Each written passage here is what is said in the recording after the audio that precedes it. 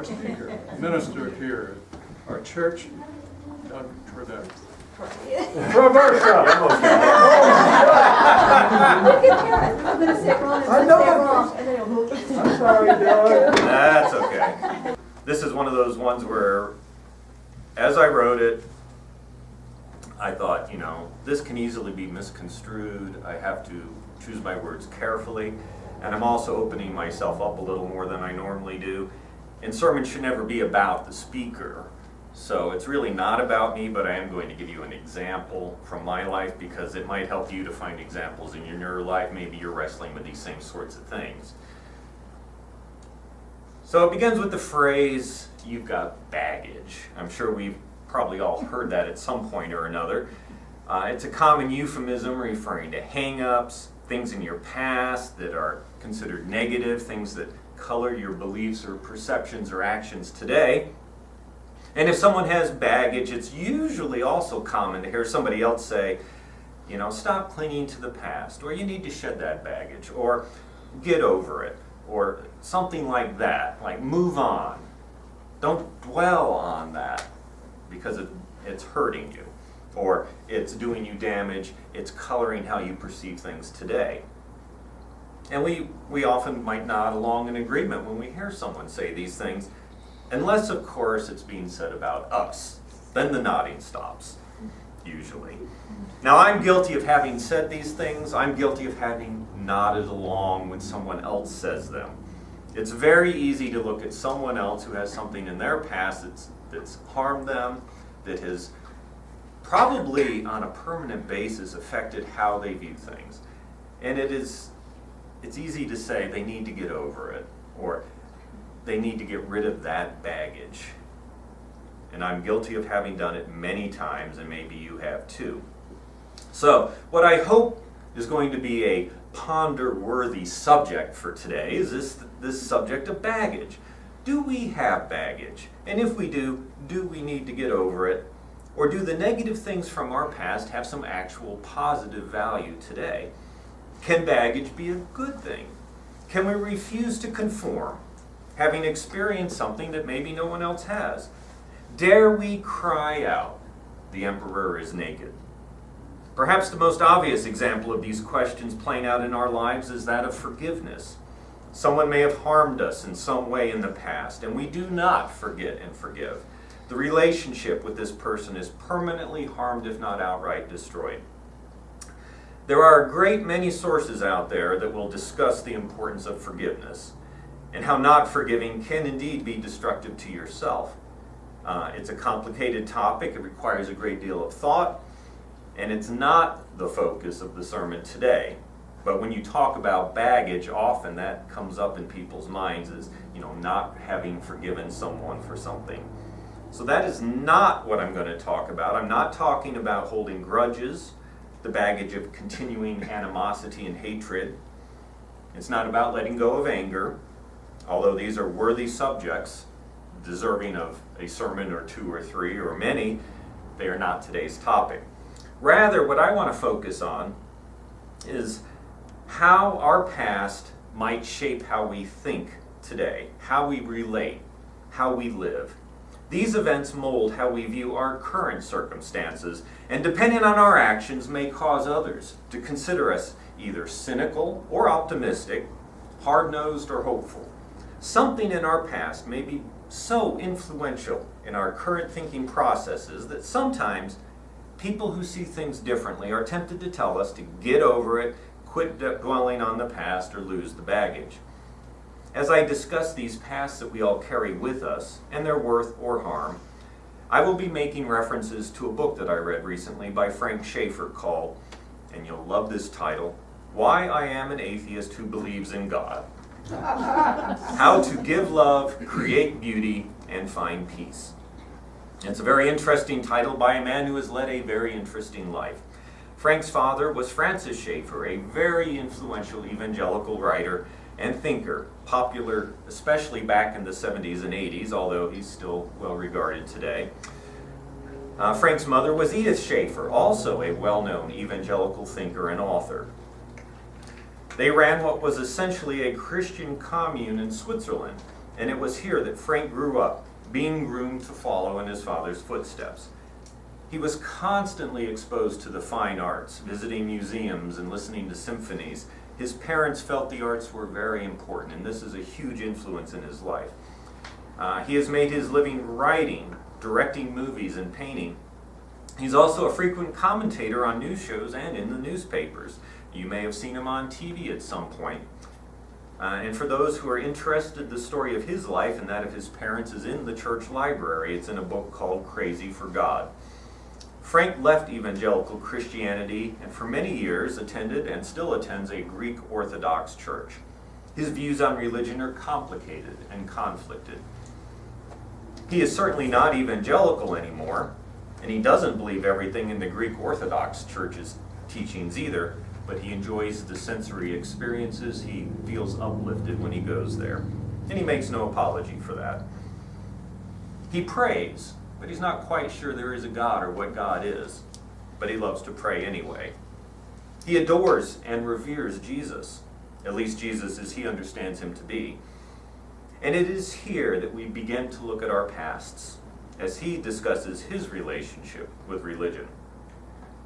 My way of trying to encounter God within a church community may well be poison for others. We all bring our backgrounds with us. We're all running from something.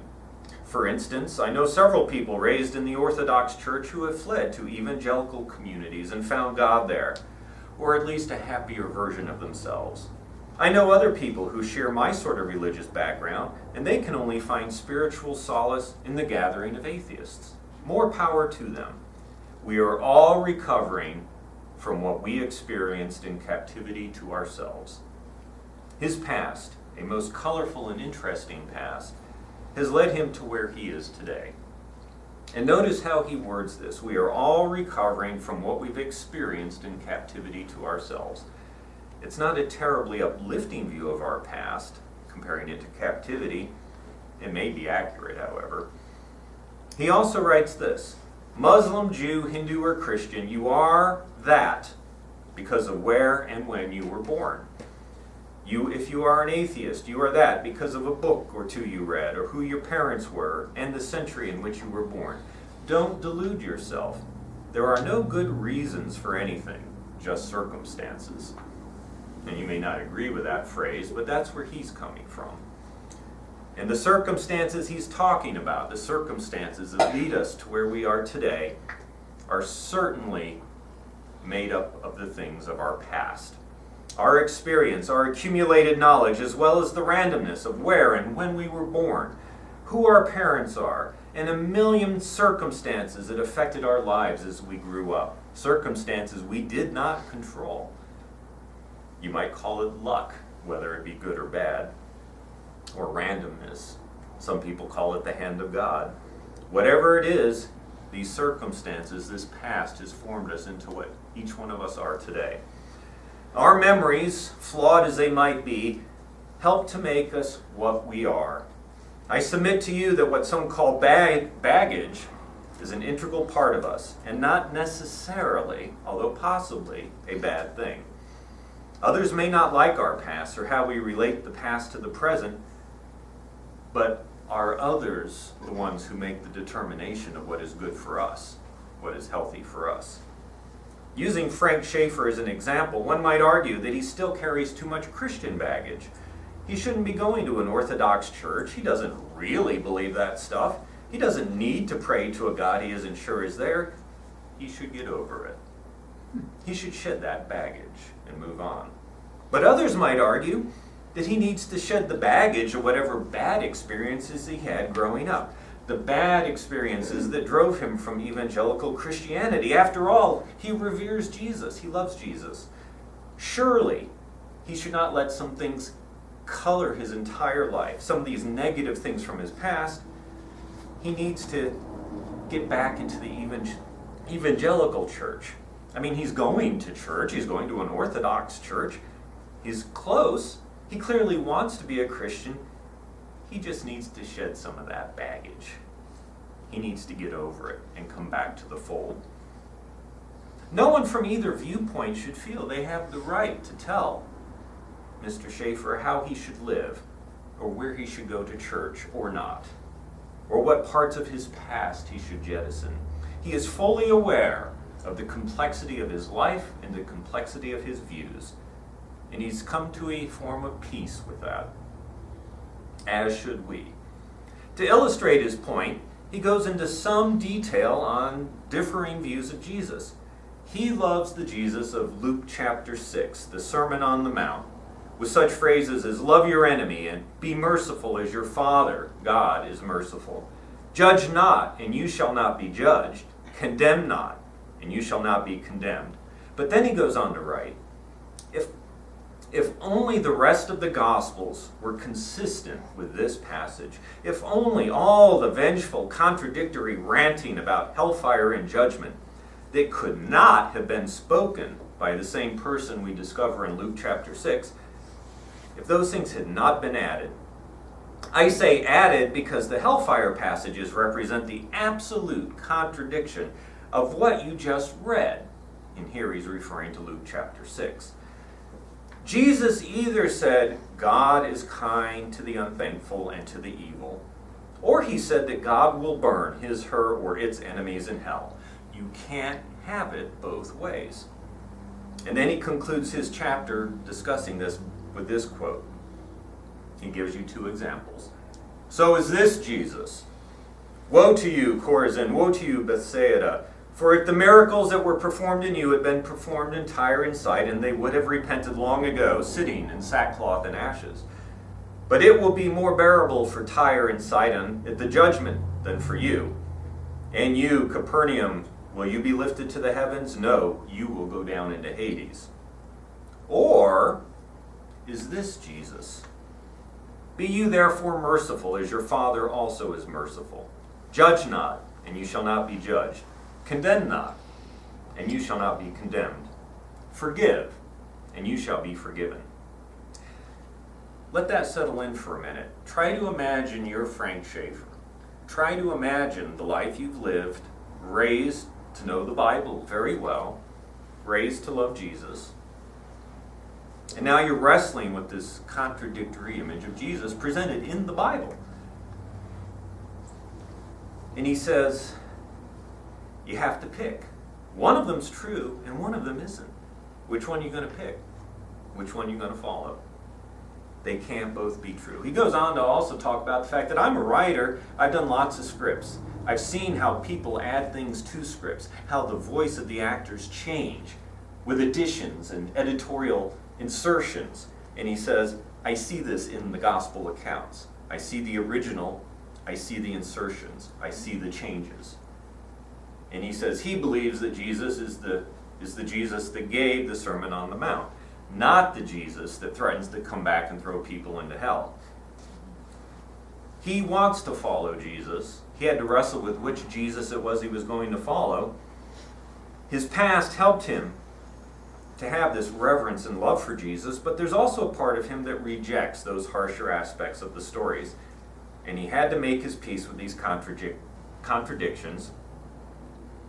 So he's rejected many passages of the Gospels as being authentic recollections of Jesus' words. And this cannot have been an easy thing to do. It would have been easier to simply reject the whole thing. But he kept going back and saying, no, some of this is true. Despite what I was told, some of it's false. And that really had to be difficult. After all, his father was the darling of conservative Christians. He worked closely with C. Everett Koop, who would eventually become Surgeon General under Ronald Reagan. And those two, along with Frank Schaefer, made a film series called Whatever Happened to the Human Race, a series that attacked abortion and anything tied to abortion viciously. And it was a very well-made series. If you were anti-abortion, this was what you pointed people to. It was so well received that the Schaefers had easy access to all the key players in the Republican Party.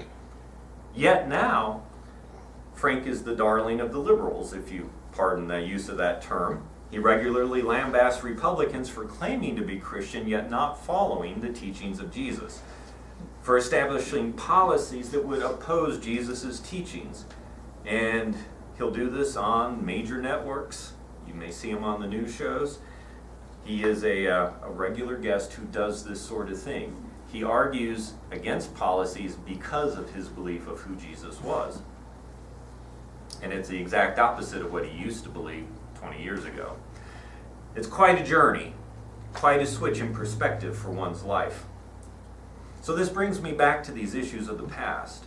I find it very interesting how different people coming out of fundamentalist backgrounds find meaning in their lives. Frank Schaeffer, despite his past, his baggage, still reveres Jesus, still goes to church regularly, and despite his doubts about many things religious, does not find this irrational. It's what gives him hope and comfort. It's how he's found truth and meaning. My journey out of fundamentalism was very different from his. I was at a Unitarian Universalist event recently where we broke off with people that we didn't know and had a one-on-one conversation. And we had to share our journeys to Unitarian Universalism, tell about our past, how we came to where we are today. And after I shared my story, my partner asked me, rather out of the blue, because I barely touched on it, if I found anything meaningful in my Christian upbringing, if I still found comfort and value in it. And, well, I said no. And I know that's probably not the right answer for a minister to give. Even in a UU church, you don't say things like that. But I just said, I don't. I really don't. I have to be honest about it. I know there's good things in there, and other people find good things in there, but I've had to wrestle with many things from my Christian past and things I've seen and many things I've not shared, because it's not my job to get up here and be negative all the time. But sometimes some of that slips out. And so I've tried to understand the progressive and liberal Christian viewpoints.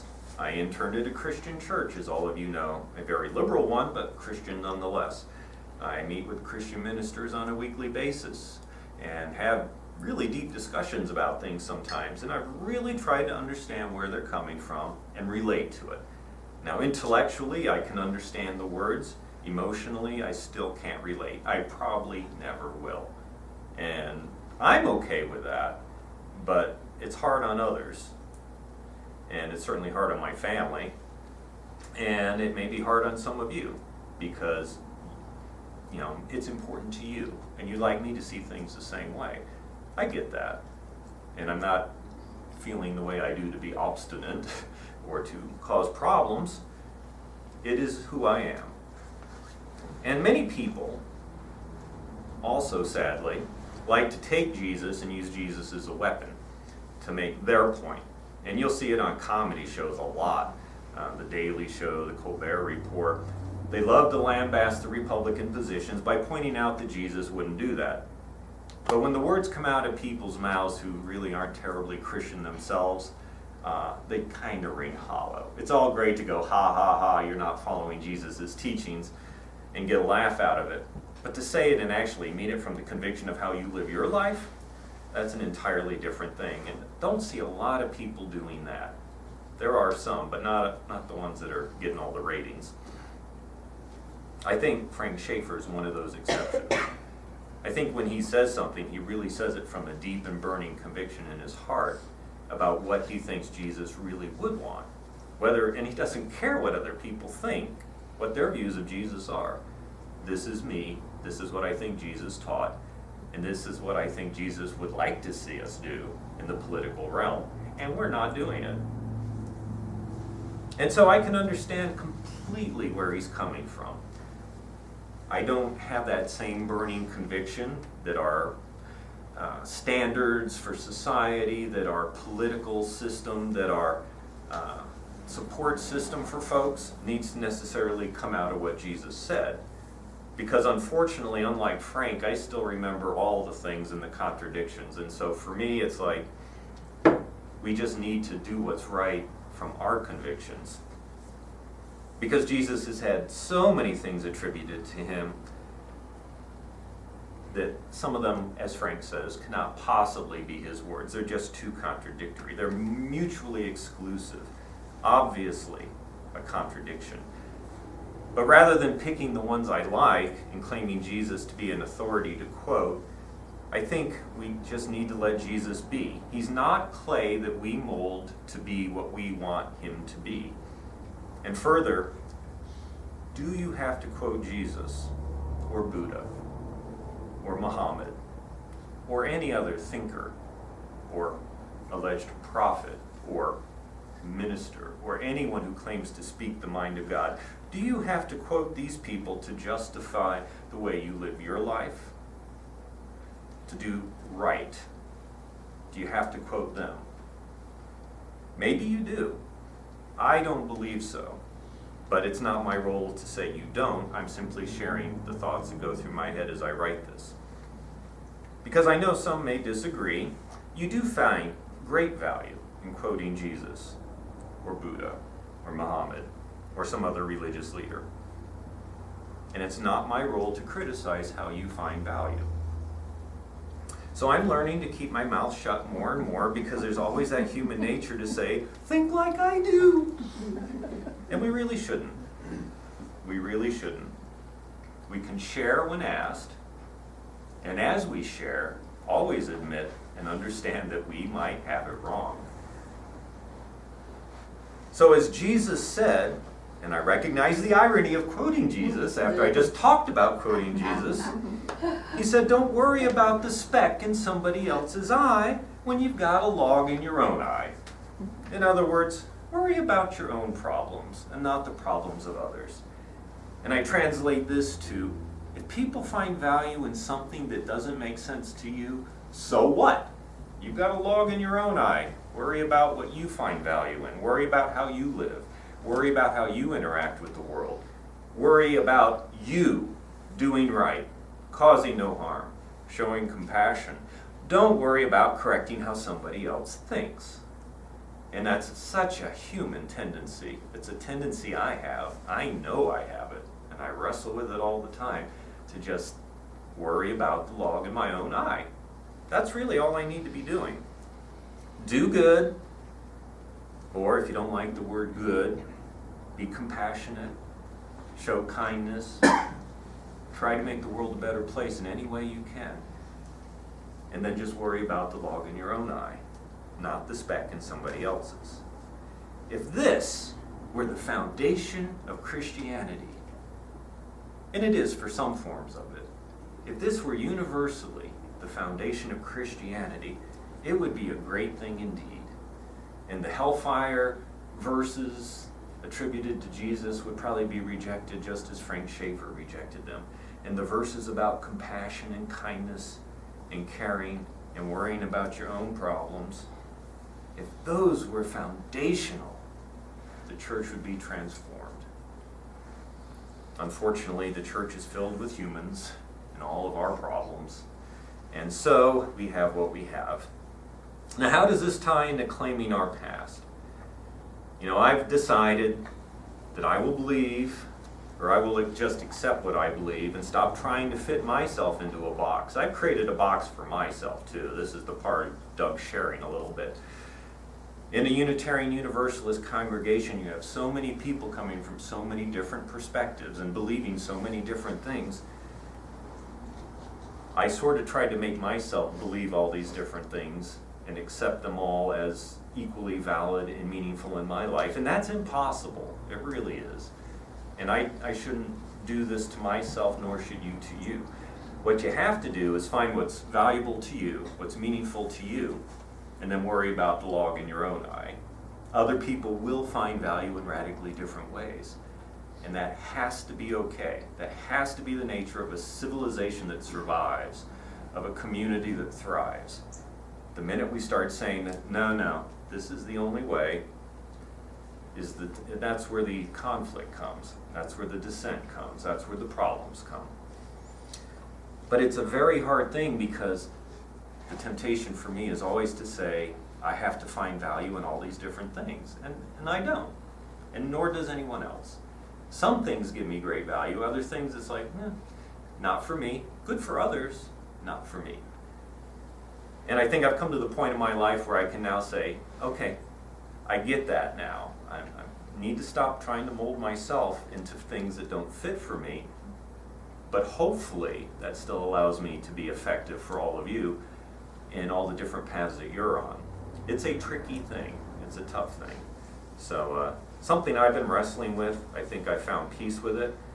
I hope it also fits in with what you're looking for here. Because that's always the pain, is when people come, they find they're not really getting what they need here and they leave. That always hurts a little bit. And you want to be all things to all people, and you just can't do it. So you do the best you can, and you hope the others are finding value here. So along those lines, I have some baggage that is part of my life, the Christianity that molded me, which is one form of Christianity, and some things that will just never resonate with me. And, I've come to say, okay, well, that's just who I am, and I don't have to keep trying to make myself something else. Understanding what the baggage is, understanding that it has some value, because I've seen how abuses can occur, and how power can be used in a place where power is not supposed to be used, and how conformity is used as a club on some people. I've seen all these things, so there's some walls that'll always be up in my life. And I think that's okay. And if you've had those things in your life, don't feel like that's necessarily a bad thing. Now, I'm not an expert on what in your past you should get over and what on your past is valuable. What I am saying, and the only thing I want you to take out of here is, sometimes there are things that you can hang on to. Sometimes the things that have molded you to think a certain way aren't necessarily bad, even if others are telling you they are. It's a tough thing to analyze this, and it's going to be left up to each one of you to get through that, or to talk to others if you wish. But ultimately, we all figure out how we're going to deal with that past. What is it we're going to embrace, and what is it we're going to jettison? It's a decision each one of us makes every day as we go through life. Understanding how these experiences of our past, how these events have molded us into what we are today is very important. Understanding that others may be shaped differently by similar experiences is also important. That's why Frank Schaeffer's book resonated so much with me. I wasn't raised in a celebrity Christian home, but I was raised in a very similar fundamentalist mindset, and we took very different paths. We don't all go the same way.